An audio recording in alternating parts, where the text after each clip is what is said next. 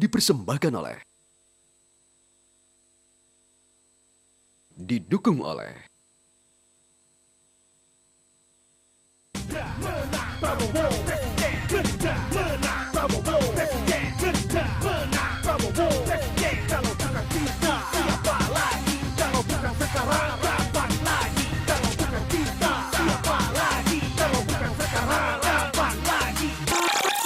Jokowi adalah kita.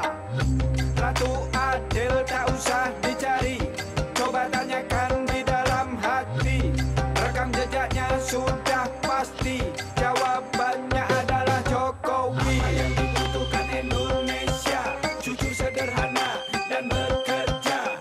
Ayo kawan dukung Jokowi kalah. Bersatu padu coblos nomor 2.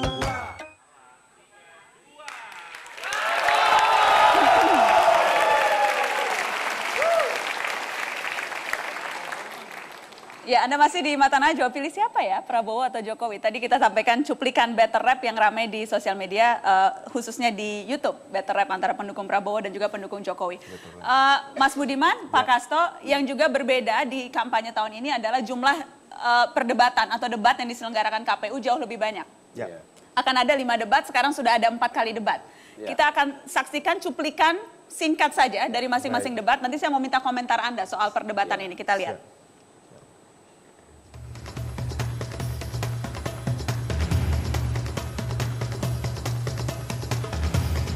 Akan kita berikan kartu Indonesia Sehat seperti ini. Dan kekayaan negara kita sekarang bocor, Pak Joko Widodo. Bukan hanya untuk pertahanan, tetapi juga hal-hal yang berkaitan dengan ketahanan ekonomi kita. Saya ya sejalan dengan saudara Joko Widodo.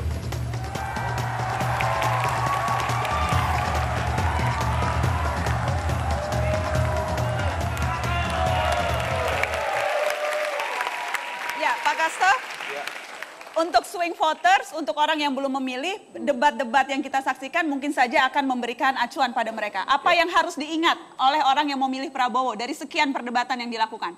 Selain bocor. Yang pertama adalah konsistensi berpikir dari Pak Prabowo Hatta untuk menjaga kekayaan bangsa Indonesia yang diperuntukkan bagi kesejahteraan rakyat. Itu selalu menjadi platform dia dan konsisten, tidak mencela-mencela, tidak ragu-ragu. Yang kedua adalah Prabowo dan Hatta sangat jelas di berbagai bidang yang saya katakan tadi, bahwa kalau yang baik dilanjutkan, kalau yang kurang diperbaiki. Ini adalah suatu pengakuan yang menurut saya kaliber negarawan yang memang melihat sejarah itu menjadi sebuah kontinuitas, kesinambungan. Bukan sejarah itu sesuatu yang disrupsi ataupun terpotong, entah itu dengan alasan revolusi dan segala macam. Rakyat kita itu sudah nyaman dengan pertumbuhan, dengan perkembangan, dan dengan demokrasi yang tentu harus membawa kesejahteraan. Nah disinilah Prabowo sangat begitu jelas, terang, dan sangat begitu meyakinkan. Baik, Mas Budiman, selain kartu yang sering ditonjolkan, apalagi yang seharusnya diingat oleh orang yang hendak memilih Jokowi dari perdebatan yang terjadi? Jokowi adalah figur yang tidak pernah melukai. Tidak pernah ada track record kekerasan verbal maupun kekerasan fisik pernah dia lakukan. Itu penting. Pada sebuah bangsa yang sekarang menghadapi turbulensi seperti Indonesia, ya, dengan jumlah penduduk 250 juta, ibarat sebuah pesawat besar menghadapi turbulensi, ketika seorang pemimpin secara psikologis mudah panik, mudah naik darah, secara emosional sering gagal mengendalikan dirinya, bagaimana kita harapkan dan percayakan pada dirinya untuk mengendalikan 250 juta orang dalam sebuah pesawat besar Indonesia melakukan turbulensi. Pak Jokowi adalah pemimpin yang sudah mengalami berapa kali tes pressure test, ujian dalam tekanan, ya, entah di fitnah, entah di bagaimanapun, dia sudah melalui berbagai macam ujian tekanan, dan dia lolos tetap dengan tersenyum, tidak pernah naik darah. Kalau spesifik soal debat, itu juga Anda lihat? Sangat sekali bahwa Pak Jokowi adalah orang yang bahkan ketika diajukan pertanyaan-pertanyaan yang orang kira bahwa itu tidak dia kuasai, dia tetap bisa menjawabnya. Tentu saja tetap harus berusaha untuk jadi sok tahu, tapi Baik. tetap bisa menjawabnya. Pak Kasto, silakan ditanggapi. Ya, saya kira ini ya, ada dua hal yang berbeda kontras antara Jokowi dengan Prabowo. Saya tidak setuju kalau dikatakan Prabowo temperamental. Jangan disamakan sebuah sifat yang affirmative action, yang tegas dengan keras. Tidak, beda. Tegas adalah karena dia punya tujuan dan yakin pada tujuan yang besar itu. Yaitu Indonesia bangkit. Dan lalu Pak Jokowi, dengan rasa hormat saya seluruh kepada Pak Jokowi memang ciri manajerial, bukan leader.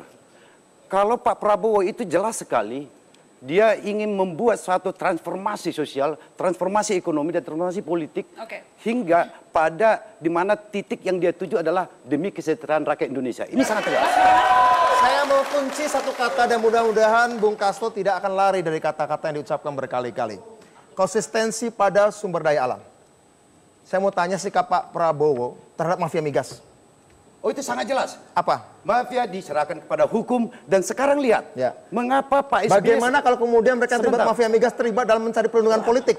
Masuk ke ranah hukum. Apakah mampu memotong jarinya sendiri? Pak Prabowo itu sangat jelas, seluruh kekayaan alam dan kekayaan sumber daya alam Indonesia sesuai dengan konstitusi adalah untuk kesejahteraan rakyat Indonesia. Oke. Bukan seperti gas tangguh yang dijual oleh Ibu Megawati dengan harga di bawah rendah. Yang sekarang justru dinaikkan, dinegosiasi oleh Pak SBY, naik menjadi $8, sehingga kita mendapat uang fresh 12 triliun. Nanti di zaman Pak Prabowo ini akan dilanjutkan renegosiasi sehingga kita dapat 40 triliun tambah tahun. Tanggapan Anda soal itu? Soal mana? Soal yang tadi. Kalau tadi Anda mempertanyakan mafia gas, ini malah dipertanyakan soal gas tangguh dan itu kemudian dijual. Calon presiden kami adalah Jokowi JK.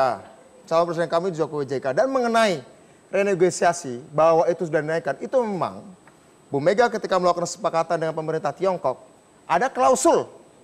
Ada klausul bahwa jika ada perubahan harga memang harus dinaikkan. Jadi ini bukan prestasi SBY. Ini adalah klausul yang sudah disepakati oleh Ibu Megawati dengan Presiden China pada waktu itu sebelum jangan potong dulu. Saya tadi jangan mengelabui publik. Jangan mengelabui publik.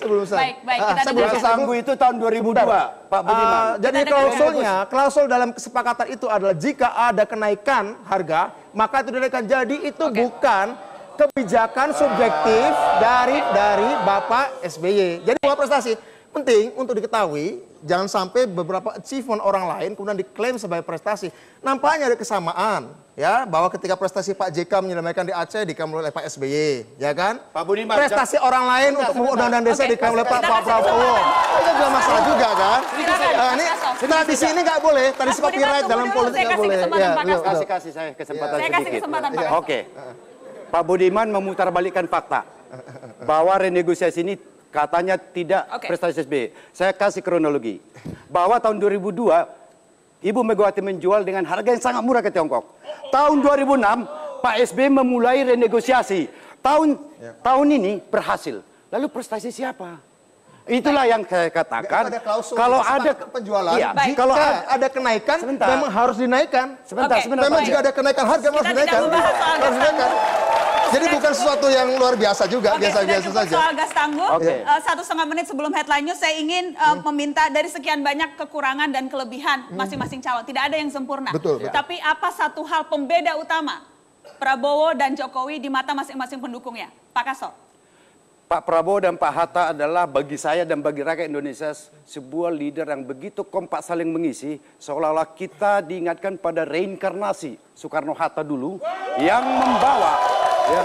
membawa kebangkitan Indonesia yang seutuhnya. Pembeda utamanya dengan Jokowi apa? Pak Jokowi menurut saya adalah dia baik sebagai manajer gubernur Jakarta, mengurusi gorong-gorong, mengurusi macet, dan juga mengurusi reformasi birokrasi di Jakarta. Baik. Mas Budiman, apa pembeda utama Jokowi dengan Prabowo dan mengapa Anda yakin Jokowi yang lebih baik dari versi Anda? Setiap pemimpin politik pasti punya program dan visi yang baik. Tidak ada yang membawa secara sengaja pada celaka. Tapi sering kali pemimpin menunda untuk melaksanakan agenda baiknya ketika berbenturan dengan kepentingan dirinya, kepentingan kelompoknya, kepentingan bisnisnya. Pak Jokowi visi misinya nggak terlalu jauh berbeda dengan Pak Prabowo. Tetapi dia tidak punya baggage, dia tidak punya beban masa lalu yang membuat dia harus menunda kebaikan itu. Ketika kebaikan itu harus dilaksanakan, dia tidak perlu menundanya karena tidak bertabrakan dengan kepentingan bisnisnya, kepentingan masa lalunya. Dia tidak punya masa lalu yang buruk. Itu yang membedakan dengan Pak Prabowo. Saya kira itu. Dia tidak punya masa lalu yang buruk. Masa lalu yang mana nih yang Anda sebutkan? Masa lalu yang harus diemban oleh setiap pemimpin bangsa Indonesia sesuai amanat konstitusi. Melindungi segenap bangsa Indonesia. Oke. Melindungi segenap bangsa Indonesia. Pak Jokowi tidak pernah melanggar hak atau melanggar kewajiban untuk melindungi segenap bangsa Indonesia. Baik. Untuk hak hidup, Baik, sudah. hak hidup sejahtera, dan sebagainya. Itu pembeda dari masing-masing. Kita harus break untuk Headline News pukul 21 waktu Indonesia Barat. Tetaplah di Mata Najwa. Setelah ini akan ada debat antara Fahri Hamzah dan Nusron Wahid. Sesaat lagi tetap di Mata Najwa.